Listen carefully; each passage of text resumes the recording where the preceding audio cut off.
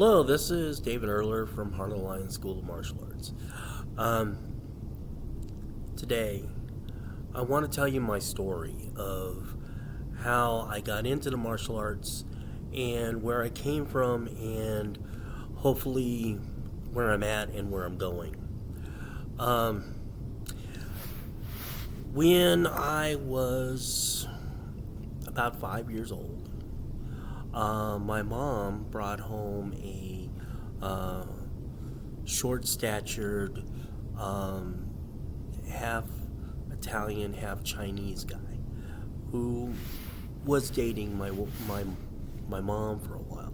So um, one day from school, I came home crying, the kids are bullying me. And he asked me if I wanted to learn how to defend myself. And of course, I said yes. And this was back in the late, middle to late 60s.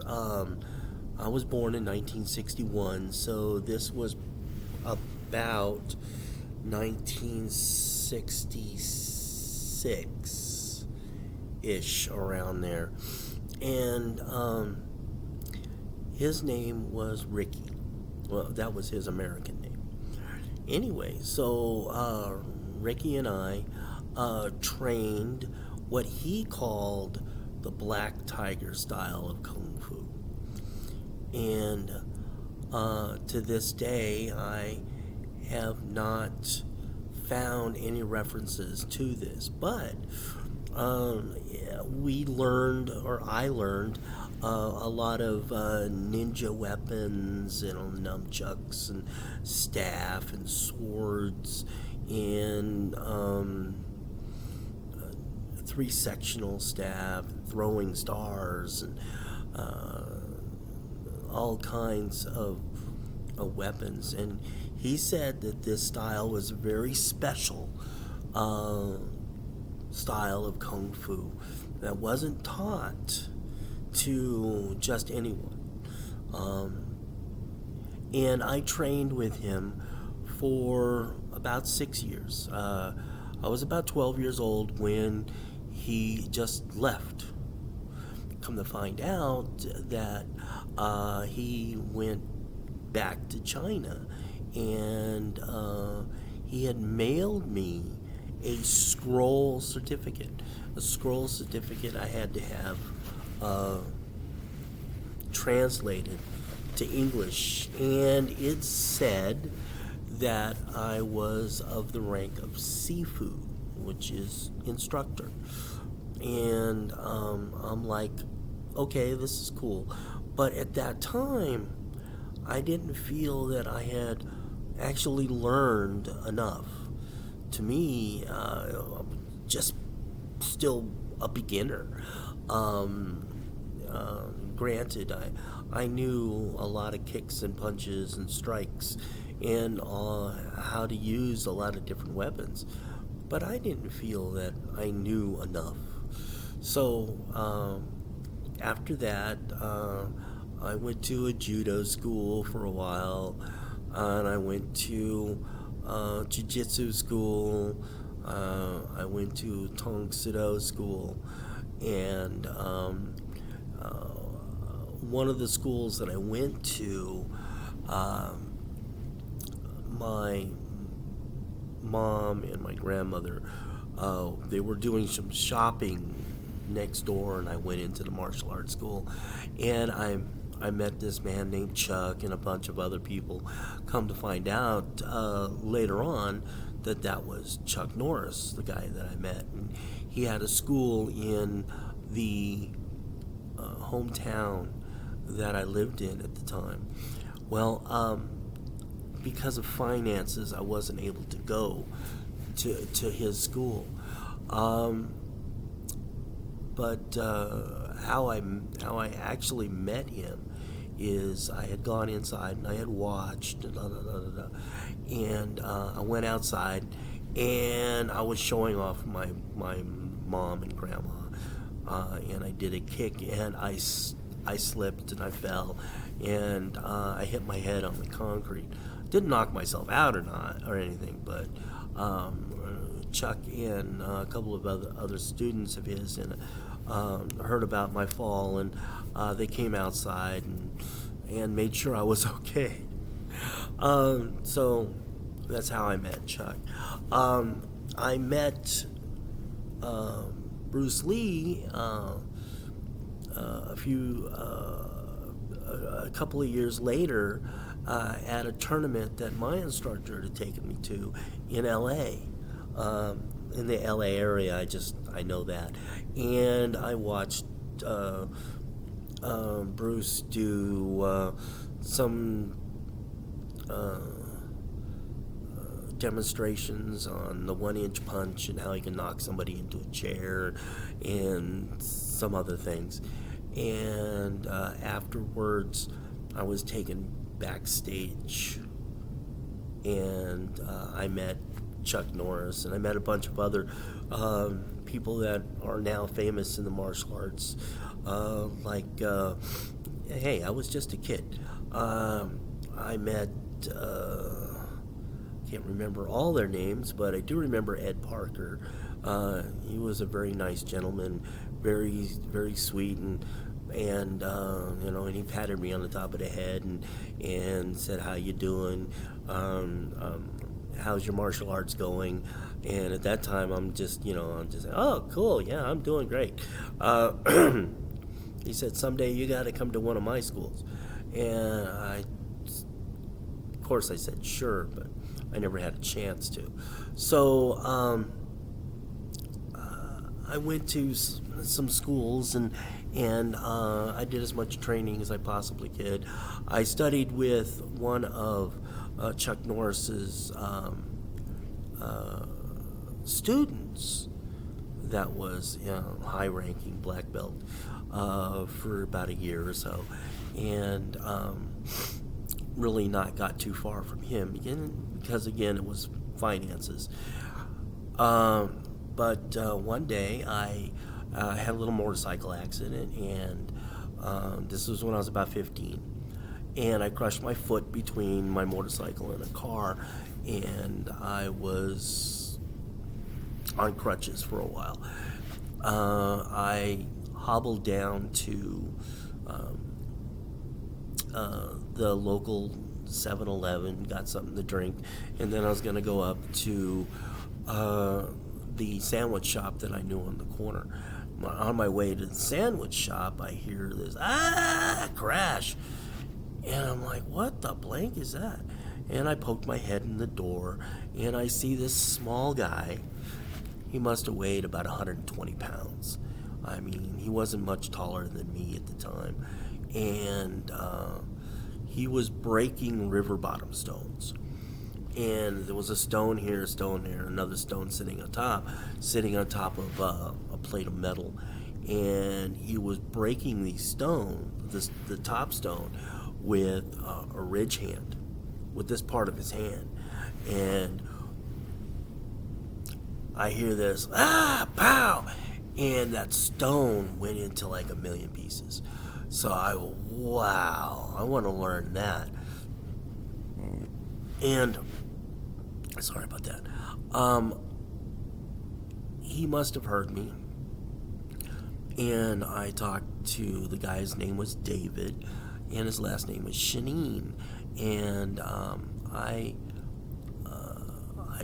at that time, I didn't know what his rank was or anything, but he started talking to me, and he said he was just opening up this martial arts school, and he'd like me to come to his school as soon as my foot got better for me to be able to walk and stand on it and do the things required in his class.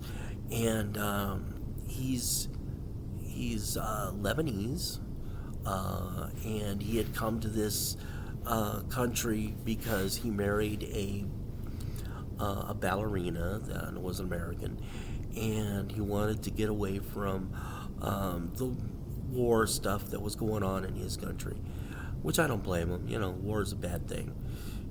It's just, he did good by by moving. And after a while, I stayed with him. I got my first degree black belt back in 82 or something like that. Got my second one in, no, it was, first degree black belt was 1980, and I got my second degree black belt in 82. I got my third degree black belt in 89, and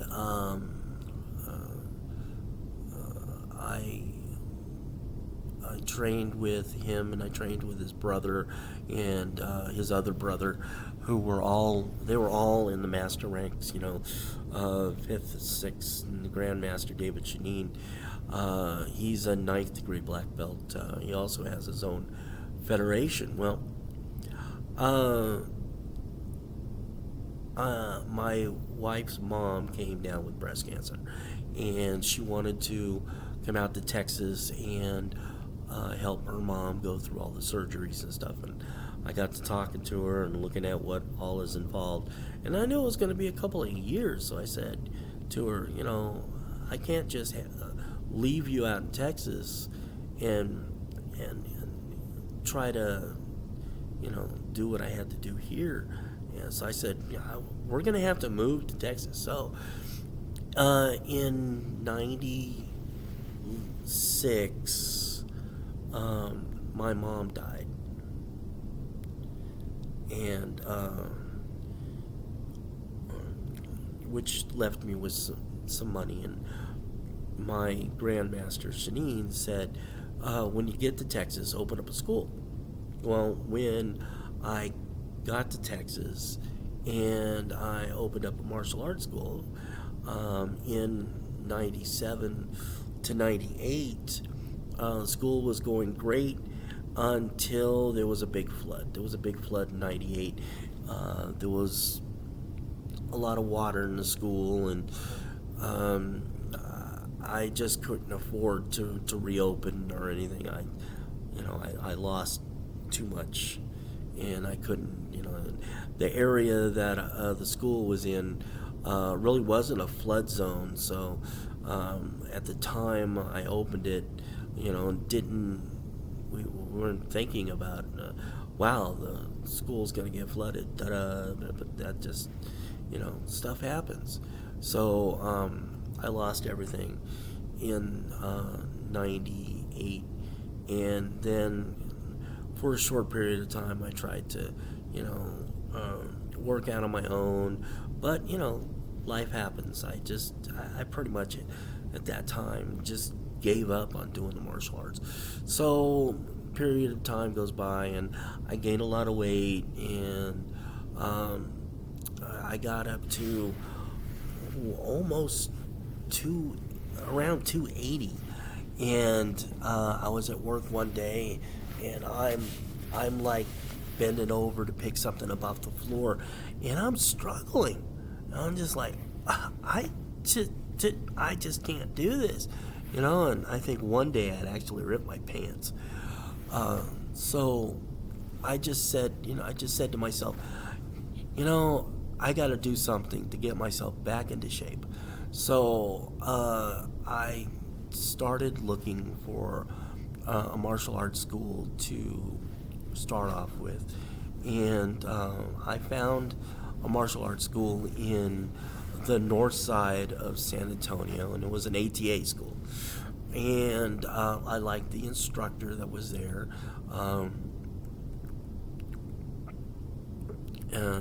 His name was Maisie, and Maisie's at that particular time fifth Dan in the ATA style of Taekwondo, and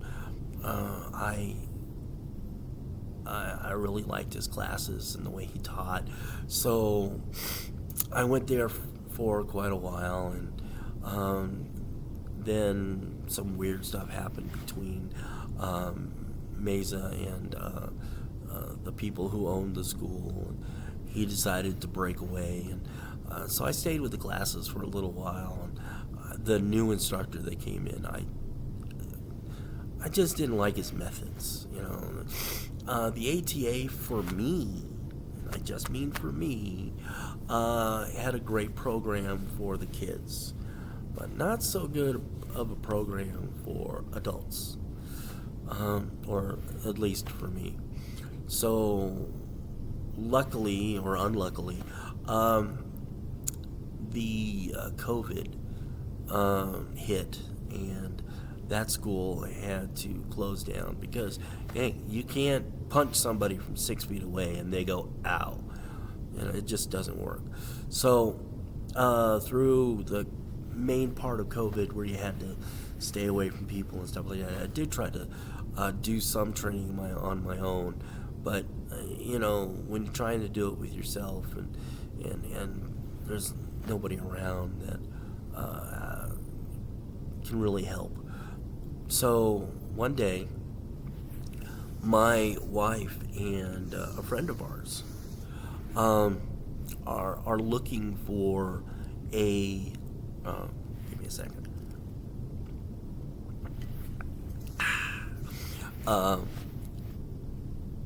Medical supply place, and this medical supply place was supposed to have a cane with a large foot on the bottom of it to help with stability, and so she could walk and stuff like that.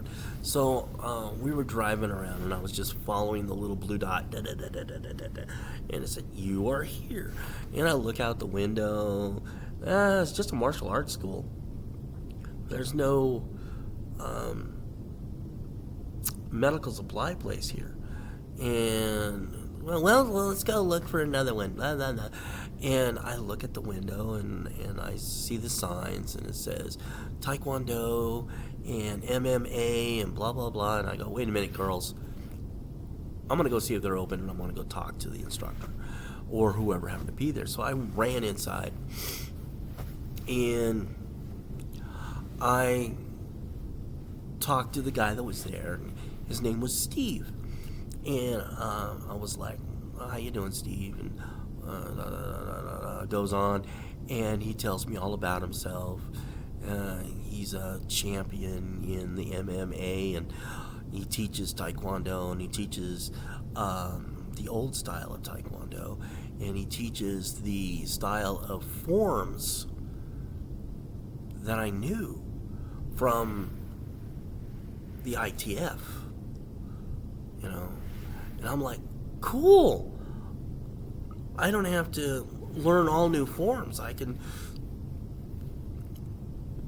just work on what I already know and try to get better. And he says, well, what rank were you when you came to a stop and when you stopped training? And I said, well, I was a third-degree black belt when I first got here to Texas. And he goes, okay, we'll keep you as a third, and we're going to start working on you getting and training for the stuff that you need to know for you to become a fourth in his organization. And I'm like, wow, okay, when do I start? So I came to one of his classes a day or so later, and I really liked it. I mean, I loved it. And I'm like, wow, he reminded me so much of some of the old masters that I had learned under many, many years ago. So when I started with the Steve Ashcraft School of Martial Arts, I was pow. I mean, there I was. And granted, at first, I was pushing, at that time, did lose a little bit of weight. I was probably I was about 160-ish. Well, I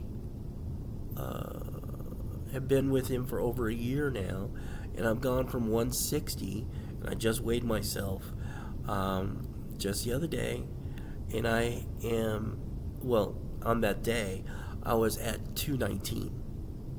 So, hey, there's 40 some odd pounds that I had already lost. And I'm like, cool. this is great. So martial arts can help you lose weight.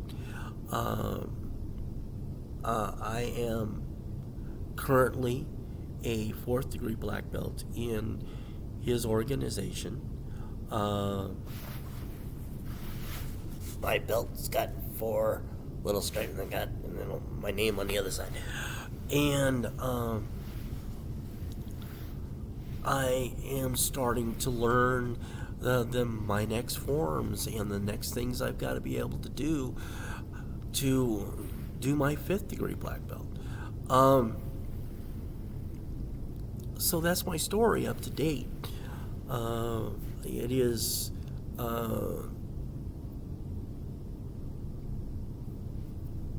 October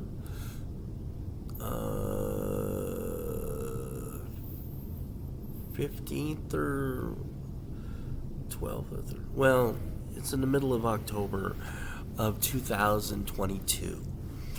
And in 2022, this is David Erler saying, "Yay, I'm doing great. I'm a 4th degree black belt, and I'm going to learn what I need to learn to become 5th. But in that process, I am also hoping to lose a lot more weight. I want to see less of me. I want my uniforms to be a lot looser and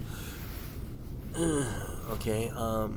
Granted, there's some things that I'm going to be working on for quite a while, like just being able to stand up, touch the floor without having to bend my knees.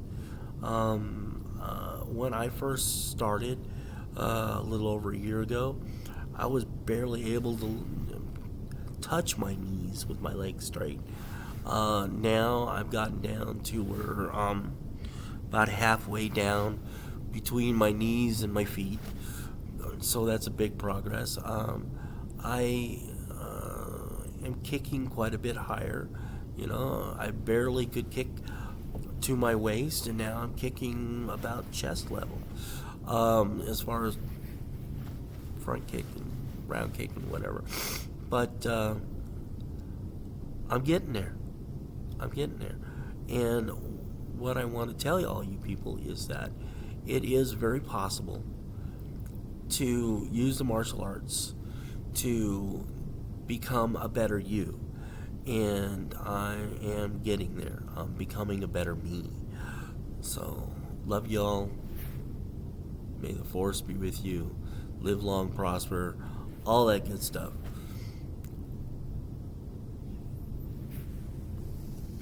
Bye.